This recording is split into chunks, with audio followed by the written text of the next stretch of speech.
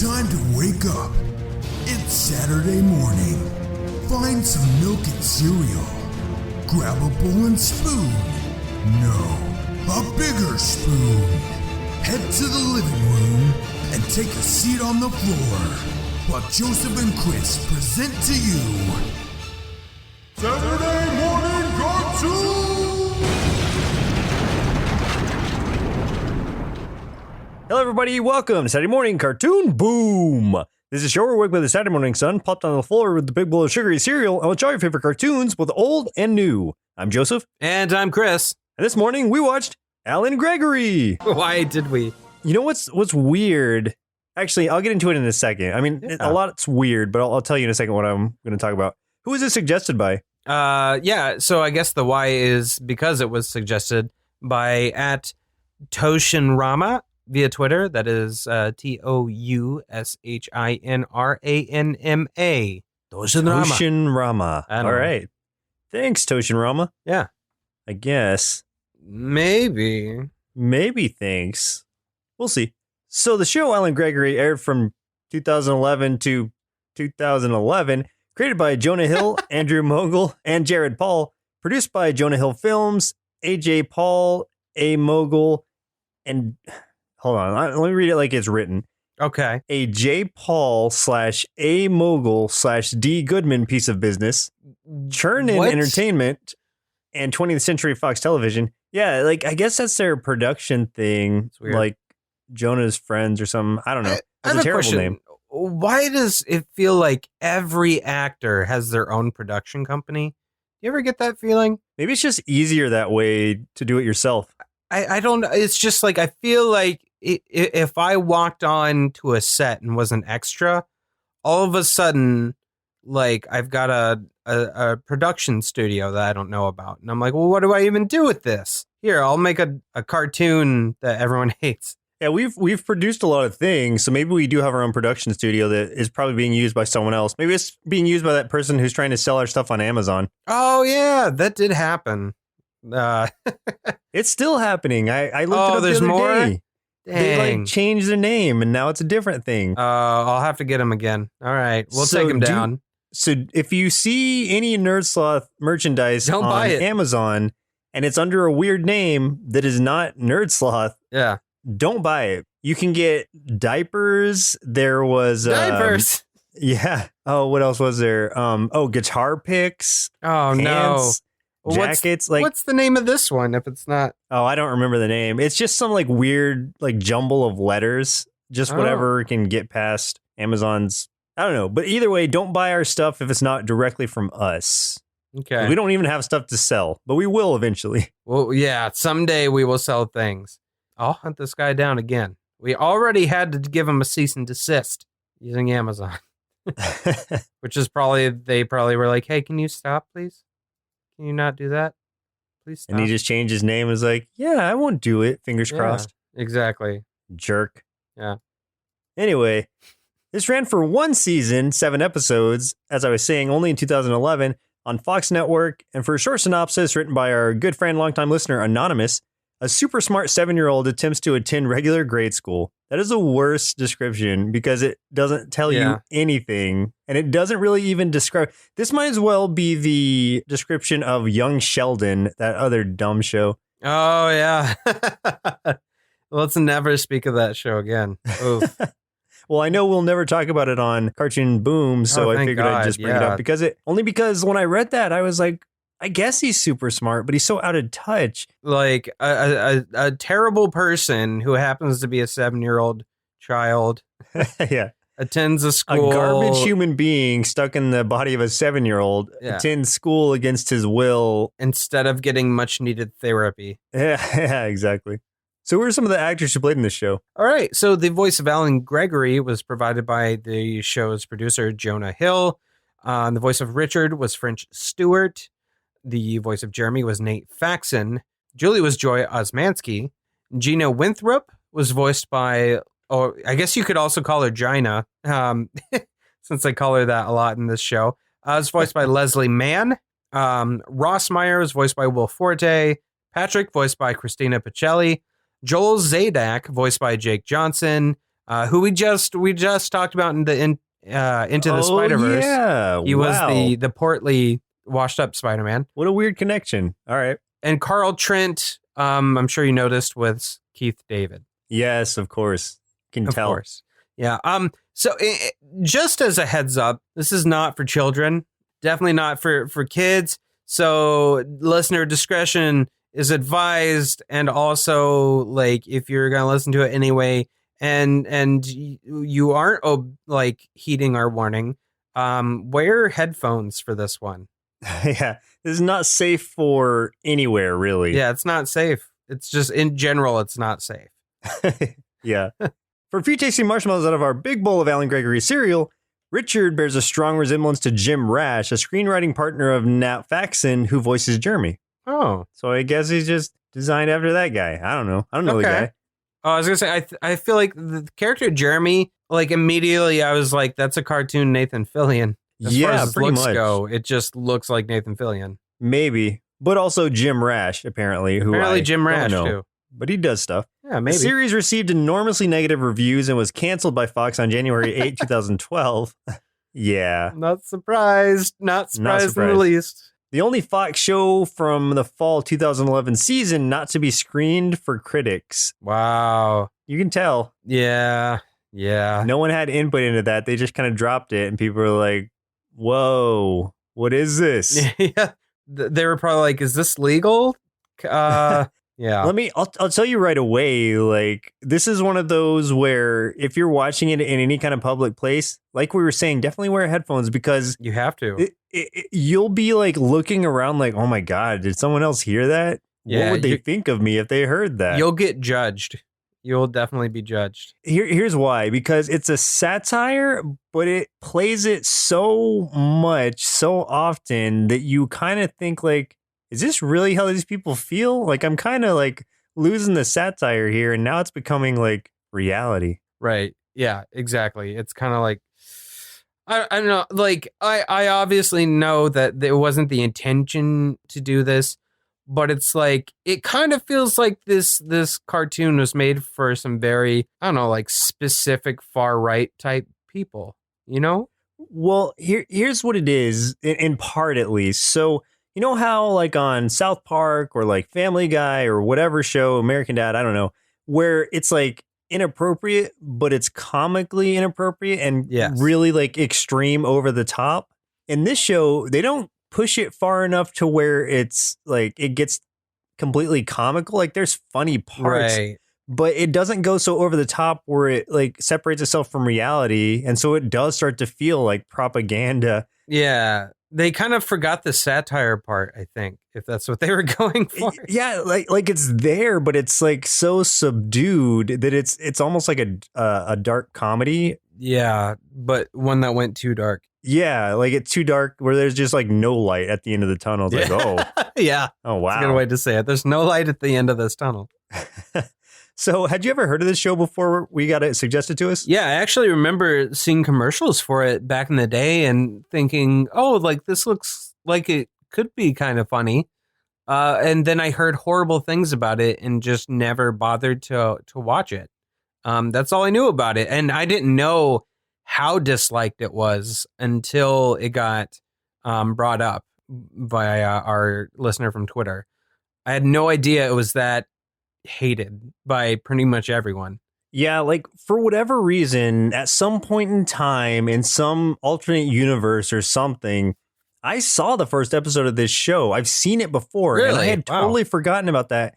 And I know, like, Shadai had watched it with me because she was like, I remember this, but we must only watch the one episode because it completely, like, left our minds until we saw it. And then it was like, oh my gosh, like, I've seen this before.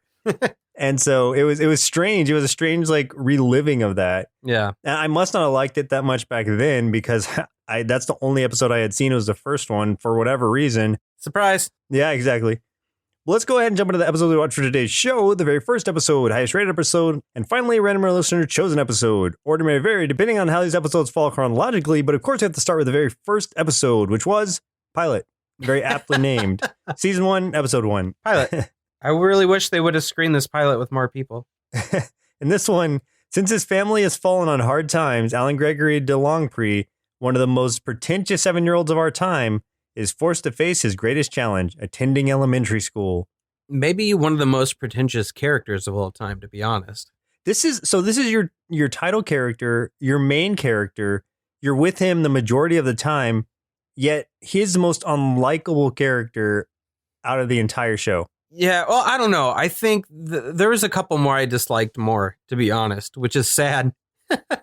Well, I guess Richard's pretty unlikable too. Yeah, I was gonna say Richard and Rossmeyer are both extremely unlikable. Which one's Rossmeyer? The superintendent. Oh yeah, no, he's super unlikable. He's terrible. But you don't see him that often. Yeah, thank God. But this is what's weird about this is there was a lot of parts of this first episode that made me laugh. Like I actually laughed through a lot of this first episode, and I felt like it wasn't too bad.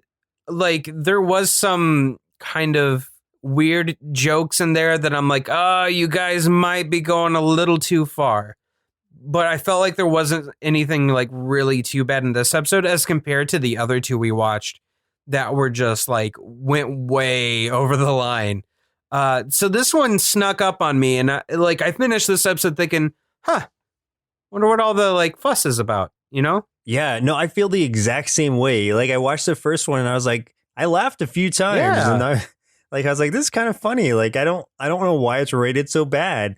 Yeah, and then of course we watched the other ones, and I was like, oh, now I see. Now I get it. Yeah. One thing I did like, the beginning where they introduce Alan made me laugh quite a bit. They got all these people over, like they're having like a party, and they talk about like him being the only 7-year-old nominated for a Tony Award, and I'm like, oh, okay, so he's like a celebrity kind of kid.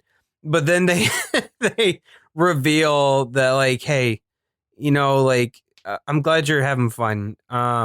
So they don't, you know, nominate people for a Tony Award for plays that take place in your living room.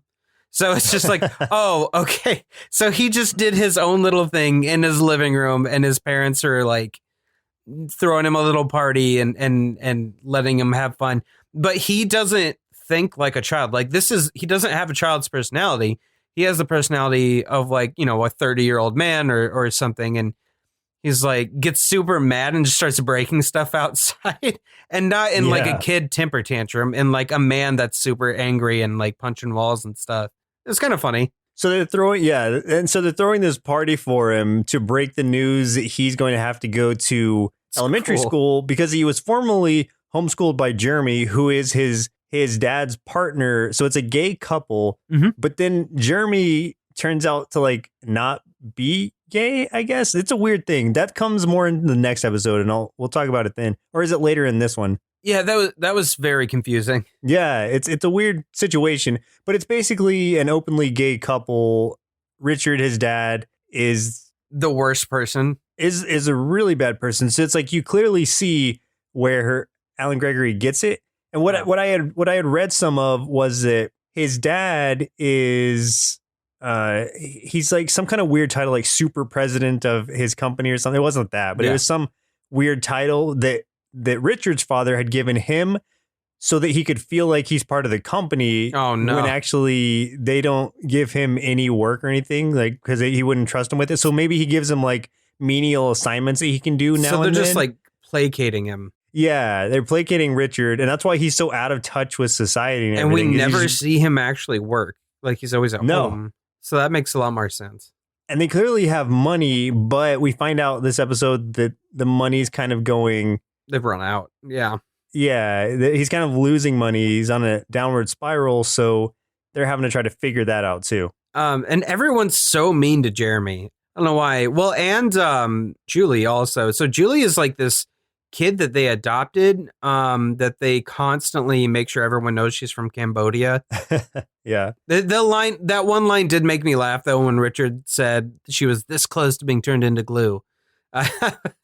That made me laugh, and because it was just one of those terrible, like, oh, come on. I like it when they were like add to cart Julie or something. Yes. They use her, well, not they, because Jeremy like actually cares for everyone. Like he's actually a good dude. But Richard is just this awful person who spoils the crap out of Alan Gregory to the point where Alan Gregory talks to everyone like he's the CEO of their company or something. Right. And Julie, he just treats like garbage because the only reason she was adopted was basically like bragging rights to show like how good of a person he thinks he is. Yeah, when he was talking about his tantrum, he was like, and I'm sorry for going ballistic back there. The whole Julie being alive thing got to me. So like, yeah, Alan Gregory hates Julie. Julie hates him just as much just because he's so like terrible to her. Like she's actually a good person, and her and Jeremy are both very likable people. And pretty much seem like the only ones. Yeah, the only two grounded people in this entire show. Yeah. So when Alan gets to school, like, of course, he brings like wine and sashimi for lunch, and he's like setting it up, and he's trying to figure out like who the most popular kid is and stuff, and goes to have a conversation with him. And that kid ends up being Joel Zadak. They whisper his last name for some reason. He's the regular bully. Like he makes fun of him anyway. Like Alan Gregory thinks he's going to be on top. He's definitely not. And everyone's just kind of like laughing at him and stuff like that. But Alan doesn't really get it that people think he's stupid. Like he doesn't understand that people think he's weird and are laughing at him at first. And he hasn't been raised in obviously a typical way. So it's going from being homeschooled and spoiled and whatever to an elementary school where he actually has to listen to teachers and stuff. And he has like this, this basically face off with his teacher, Gina. He's just like trying to set the stage, like, listen, like, here's what I'm going to need you to do. We're on the same authority level. And she's like, we're absolutely not. Exactly. And he just keeps going on like that. He finds this other kid, Patrick or Pat, who is just some like basic 7-year-old kid, just like an every kid, because he's just like dim-witted little kid. And he becomes Alan's friend because, you know, he doesn't have really many friends either. He's a weird kid. It's like this weird juxtaposition of Alan Gregory, this like smart, pretentious kid, with this like sweet, innocent kid, Patrick, who he just uses for his own means. Oh yeah. And I mean, I don't think he ever has a redeeming moment with Patrick that we saw. Like, he always is just using him. Redeeming moment and Alan Gregory don't really go in the same sentence together. They don't, like, I don't think it's at true. no point does he say anything that's like, oh, like, I understand. But and if he even does for a second, it always like gets taken back with something else. And then he stops calling his teacher Gina and keeps calling her Gina. I mean, obviously to like belittle her and stuff like that, and he's always trying to boss her around and everything, and just like, you know, I'm not going to do this homework. If you could just, you know, not assign me homework, that'd be great. You know, he falls in love with the principal. Principal. Oh goodness, Gottlieb, who is this really gross, like 70-something-year-old woman. And I mean, it's just like, everyone had that woman at their school. Like everyone had that old, rather large woman that like was kind of a hard ass and you didn't want to be around because she's scary. And he falls in love with her, and it's like constantly instantly. And he's constantly like, they showed him fantasizing about her. Oh, that was so gross. That was the worst. That did make me laugh though. Like that was just so over the top. That was so gross. The worst part was like when, you know, he fantasizes, I think they're supposed to be in like a hotel room, and he like is pointing, you know, below the waist, and he's like, all right, what's it like down there? And she warns him, she's like post Katrina. I was like, oh, come on, man. She's like, I'm going to level with you. It's like post Katrina down there. Oh, God. That's so gross. I mean, I laughed, but I was like, no. She yells at him like back in reality. Like gets his attention, yells at him, and then like he basically poops his pants. Like I don't know if he just can't handle being yelled at or what, or he probably has never been yelled at before. So oh my God. Yeah, that part made me laugh really hard. Like that was gold. The look on his face and the noise and everything was hilarious. You know, well, he's gonna quit and not go back to school. but I don't remember. I think it was Jeremy gave him gave him some advice, and well, he did get a thank you from Alan Gregory. I think after that, like Jeremy, like you said, is the grounded person. Gives him some advice. Alan's not going to give up. He breaks Patrick's window to his house and sneaks in and tells him, I'm not going to give up. I'm going back. And Patrick's like, couldn't you have told me tomorrow? And then Patrick gets in trouble for his window being broken. Oh yeah. And then, so Superintendent Rossmeyer is basically keeping Alan Gregory out of trouble there because he thinks they have all this money. So he's like, we got to keep him here and keep him happy and stuff. And Rossmeyer's just the biggest douchebag ever. One of those dudes that always has the Bluetooth piece in his ear at all times, and his polo shirt is unbuttoned. And of course it's pink. That's Rossmeyer. And in order to try to keep Alan Gregory from feeling, I don't know, like judged and not wanting to come back. So Rossmeyer calls an assembly and tells everyone it was him that crapped himself and that everyone was mistaken. Yeah. Oh my God. That was special. And the kids like Joel Zadak. He's like, I thought I remembered it being the new kid. Yeah. And he just convinced everyone that it was him who crapped his pants. Yeah. He said it was a mixture of like coffee and like bad Thai food or something. Yeah, I think that's exactly what he said. One correction I have is like, he's one of those guys who, even though he is wearing a pink shirt, he would say, oh, it's salmon. Yeah, that's true. Yeah, that's definitely the kind of guy he is. Calls everybody babe. Right, yeah. So this, like, it rounds up by basically Alan Gregory deciding he's going to go back to school, he's going to face it, and he's going to, get back on top of whatever. Right. So this is what starts off the series. And it's innocent enough. Like, there's some, like, parts that are kind of, like, mildly offensive, but not, like, anything over the top, where it's, like, you can laugh at it and feel okay and not feel like a terrible person. At no point in this first episode did they go farther than anything like South Park's ever done, or Family Guy, or any of the other cartoons in that kind of mindset. Yeah, and so it was an enjoyable episode, and had they stuck with that and not tried to take it further, I think they could have done well. Yeah. But they took it further. So let's talk about and we get into this one. The second one we watched was Full Blown Maids, Season 1, Episode 5. So this one was the highest rated for some reason. I guess. Don't know. I don't know. Okay, so in this one, Alan Gregory's teacher, Gina, seeks to teach him a lesson on racism after he mistakes his Hispanic schoolmate, Guillermo, for a janitor. Yep. Yeah. I mean, in a nutshell, that actually was a pretty good description. Yeah. And I don't think at any time did Alan Gregory realize that he really was a student and not a janitor. No, even at the end, yeah, like when it seemed like redemption was coming, he didn't work out.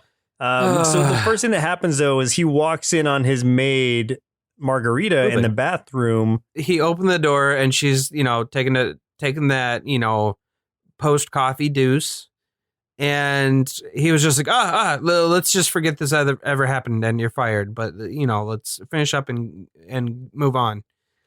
Yeah, so I think he just fired her because he saw her pooping. Yeah. No, that's it. Yeah.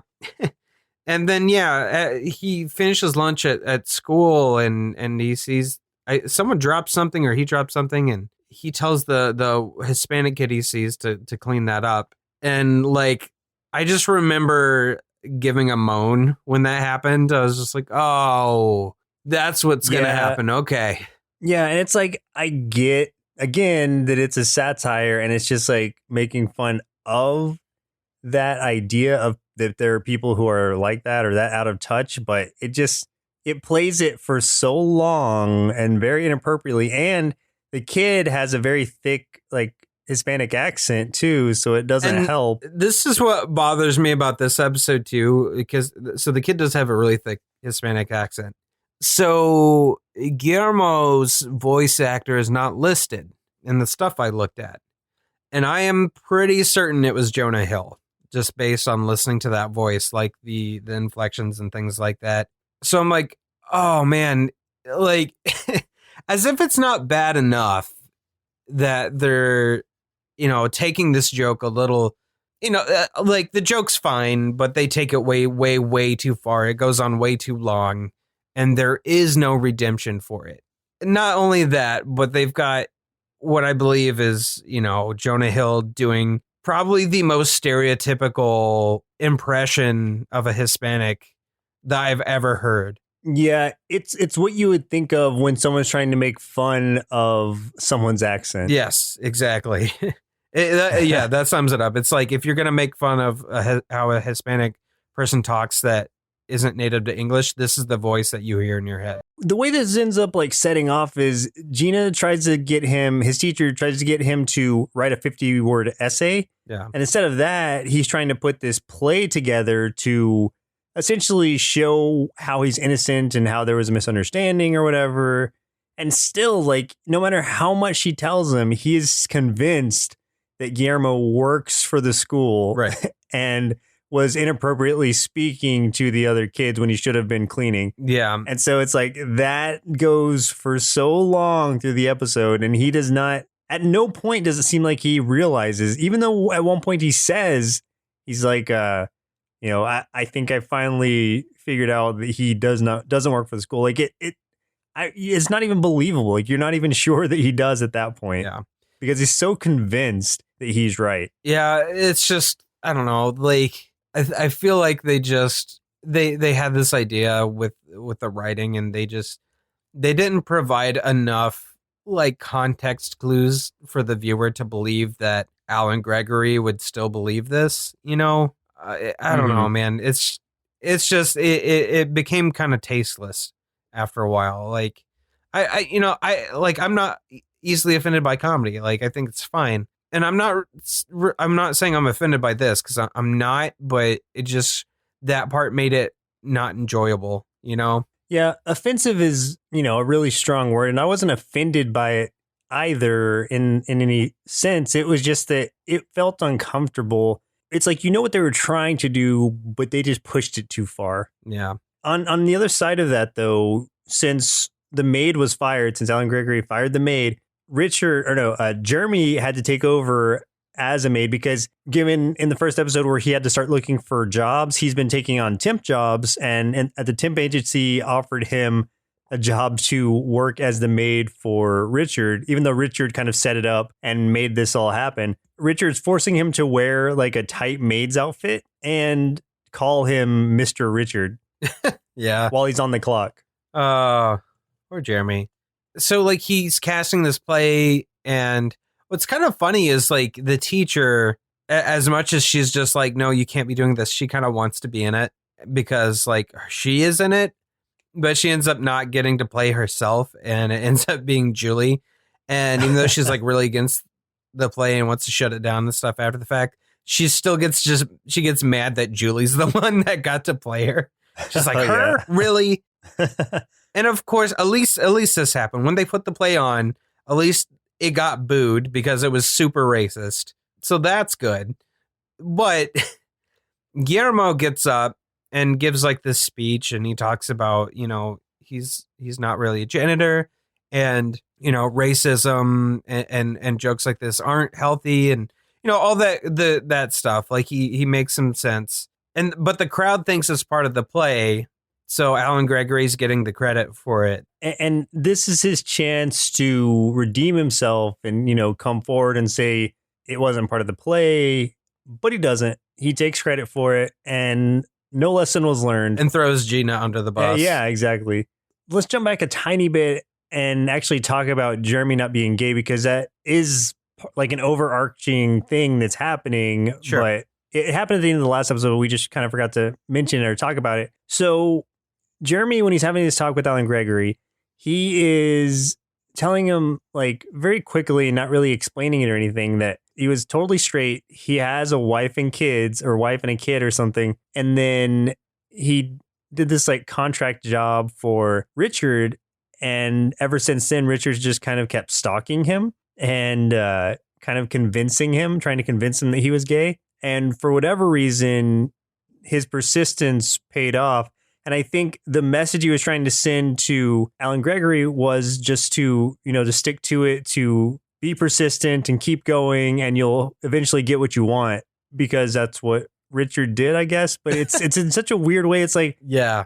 you would have, I wish that we had gotten to see like a flashback to that or something to see like how that went down, because I can't even imagine how you would just like force someone into that situation. Well, that kind of reminds me of that part in the Scott Pilgrim movie where Wallace keeps hitting on Scott's sister's boyfriend, and then finally you see them just making out after he's trying to trying to avoid his advances for the longest time. So, as if this episode couldn't go worse. I say that there's always room for it to get worse.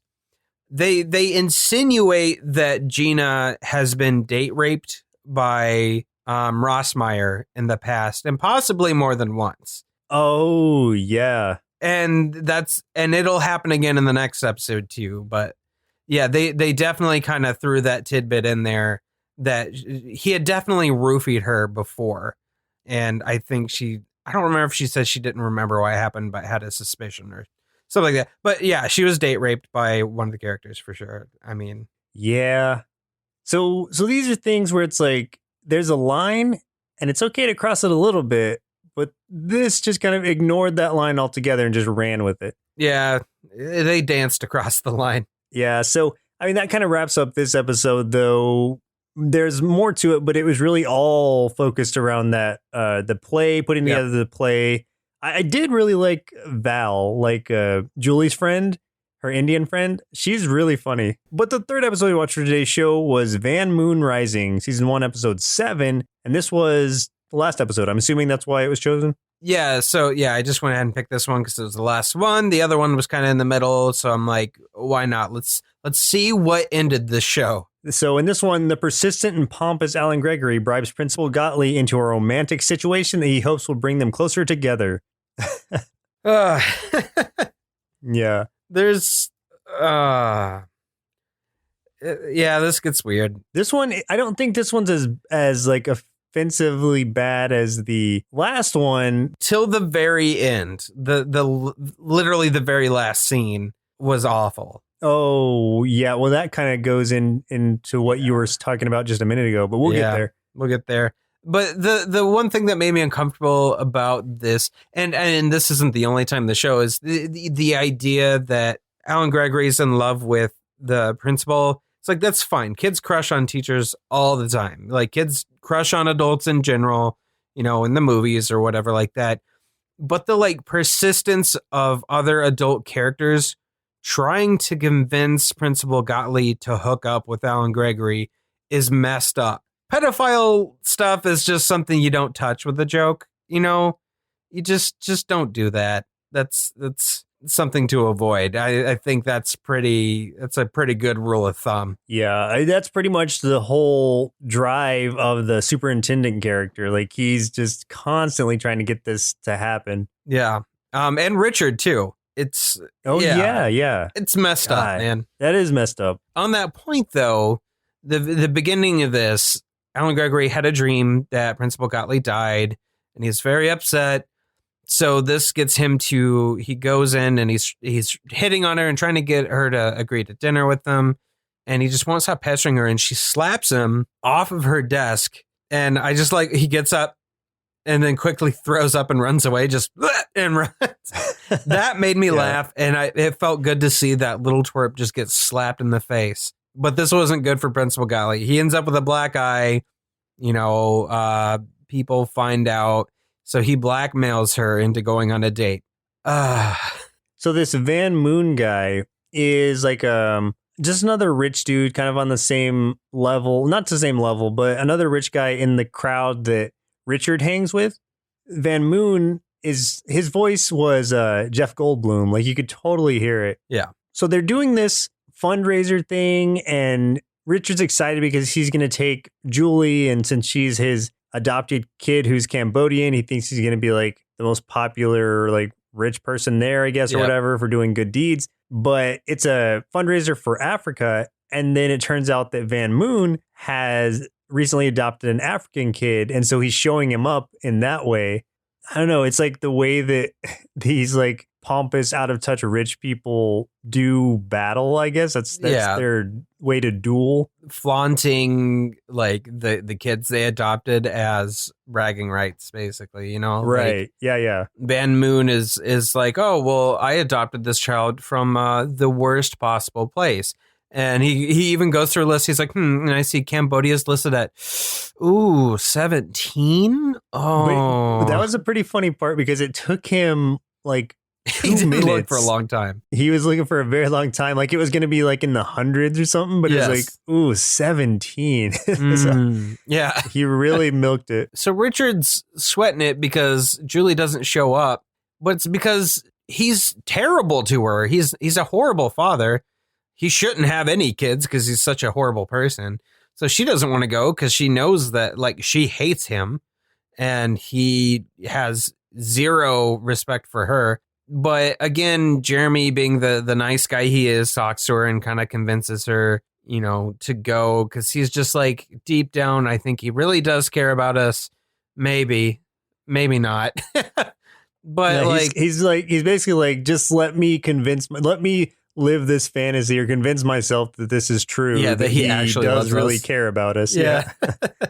So because she's blackmailed, Principal Gottlieb goes on the date with Alan Gregory, and the whole thing's so uncomfortable. First, though, he gets her that tight black dress and says to wear this to the. Oh, it's so gross. Yeah, she does. And they go to a fancy restaurant, and it's kind of funny because she asks for like 2 trays of food. And because she's so used to like eating in cafeterias and stuff. Yeah.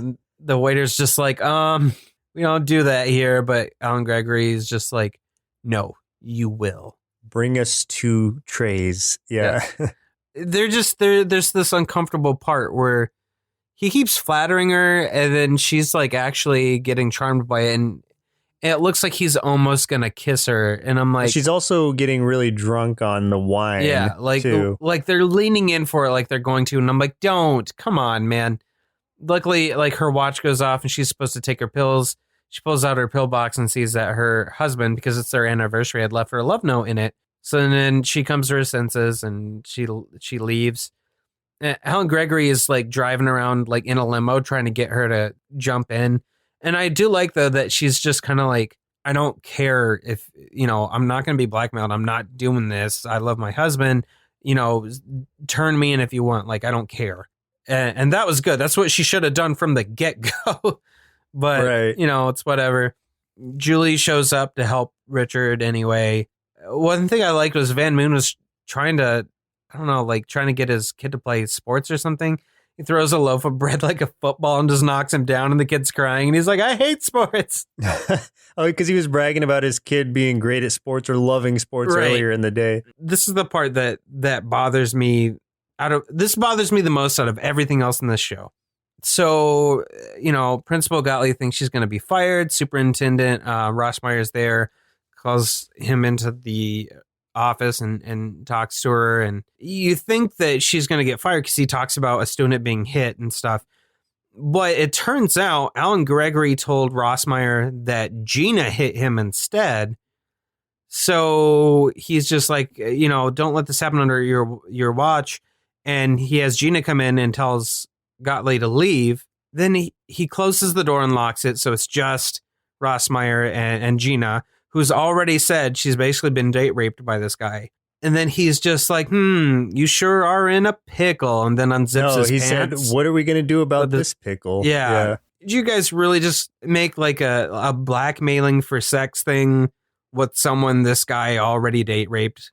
Like, that was the point where like some of this stuff was kind of forgivable to me. And I got to that point. Literally, this is the last part of this episode, the last part of the entire show. And I was ready to like give it some credit where credit's due. And right there, I was like, that's it. I'm done. I was like, no, this doesn't deserve credit. It really ends on a sour note. Yeah, it literally ended with like what I feel is like the worst thing they could have probably done there. Yeah, I know what you mean. I was pretty much like, really? Like, that's how you're going to close it out? What they should have done is kept it at the point where Alan Gregory, like he could have blamed Gina, that's fine. But at the point where the principal looks out the window and she sees him and he just kind of nods or whatever he did. Yeah. And then that could have been the way it ended. They should have ended it right there. That was like a cool, nice note to end on. And then it goes into like the blackmail date rape thing. And it's like, oh, come on. Yep. They had to go there. But anyway, looks like it's about time we send our inner kids to school to flirt with their 60-year-old principal. Then see what they thought of the show, Alan Gregory. This show was a little bit funny, but Alan Gregory is the kind of kid I want to beat up, and I hate him, and he's stupid. But Julie's really cool, and she should be my girlfriend, and we can beat up Alan Gregory together. So I gave this cartoon 2 bowls of inappropriate joke cereal out of 5. I'm pretty sure I should not have been allowed to watch this show, first of all. However, since I did, I can absolutely say that there were very few likable characters, and the tone of the whole show was pretty mean-spirited. I get that he was trying to comment on social issues satirically by literally having their characters enact said social issues, and I did have a few laughs, but it started to venture into pretty uncomfortable territory pretty quickly. Maybe if Julie or Jeremy had been the main characters, we could have gotten more of a grounded view, but there's only so much Alan Gregory I can handle. Overall, I'd give Alan Gregory 2.5 big bowls of mildly inappropriate pop cereal out of 5, and can't really recommend watching this one. In closing, I don't really understand Alan Gregory's attraction to Principal Gottlieb at all. Maybe when I grow up, I'll like much older, much meaner, and much grosser ladies too. I mean, I hope not, but I guess we'll see. Now that we're older and grown up, do you find yourself attracted to older, grosser ladies? Older, sure. Grosser, definitely not. No grosser. So it was not a self-fulfilling prophecy being made there. Like you no, didn't get it. Okay. But I wonder, since we're kind of breaking the time barrier by going back to our inner kids, if now I will be, since he's put it in my head and it's out on the table. Oh man, the seed's been planted. Some inception just happened in here. Oh man. So do you have any final thoughts on Alan Gregory before we put this away forever? I feel like it had potential, and I see why it was greenlit based on the first episode. But I really wish they'd taken maybe not a more tasteful approach to it, but at least a more comical approach to it in those latter 2 episodes that we watched.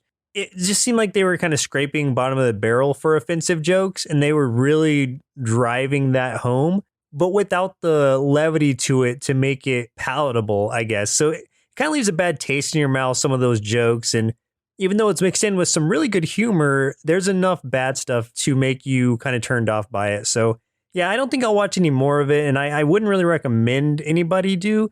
And if you're going to, though, watch the first episode and then just leave it at that. Have a happy memory of it. Don't watch the rest of it, please. Yeah, I mean, I feel about the same way. To be honest, there are parts that I thought were really funny. And I think this had the potential to be a great cartoon. It could have been, you know, along the lines of Family Guy and South Park and things like that. I feel like the bones of it were there, but then they did this whole, like, I feel like they just tried to throw in the most offensive things they could think of, but forgot to make the jokes that bring that situation up funny. It's like the offensive part was ahead of the jokes and not the jokes supporting the offensive part. And I actually rated this higher until the like blackmail sex joke at the very end. And I mean, it had started crossing lines for me already, but that's when it went too far. And it's so stupid because there are good elements to this thing. If they had just taken the core comedy of the show and ran with it, things would have been fine. But they had to go for that offensive shock value, which was just the way they did it was pointless. They didn't do it in a tasteful way that other shows have found the way to do. You know, a good way to explain this show reminds me of this guy that I worked with when I was, I think I was about 19. This dude was probably about 35 or so, like funny dude. He's kind of fun to work with. He definitely made like the night shifts like way more fun. You know, it was that guy, that goofy older guy that's just like, man, I hope he's working. This dude's fun. Then one day he made a pedophile joke. Or, you know, I hope it was a joke. It was really hard to tell because he didn't seem like he was maybe joking. And that completely ended that. You know, there was no coming back from that. And that's how I feel about this show.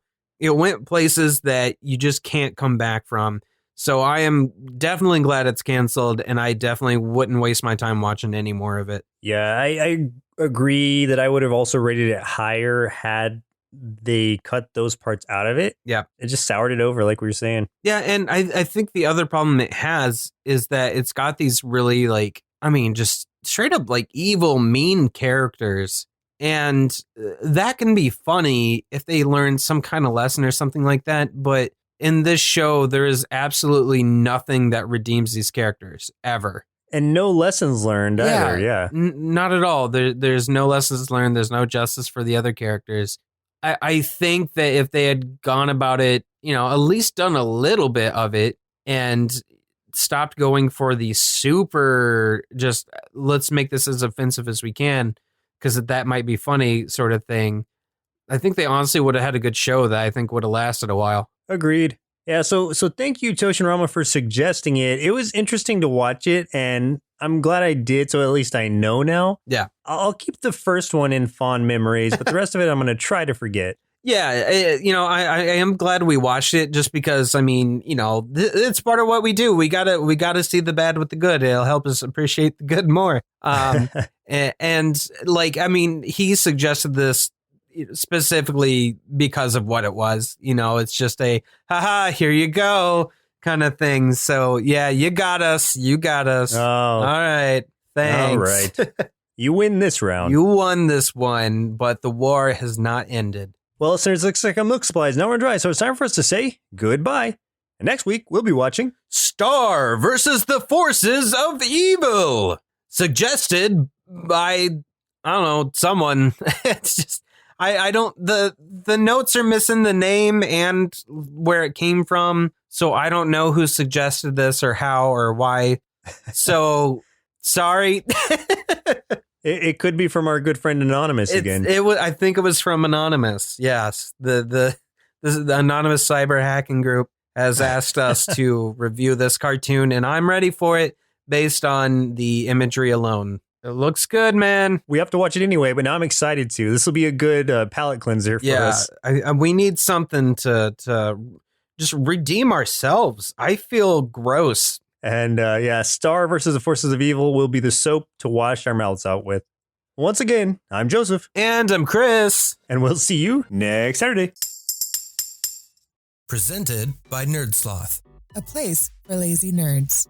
If you like what you heard, consider donating at patreon.com/nerdsloth so we can continue bringing you quality shows.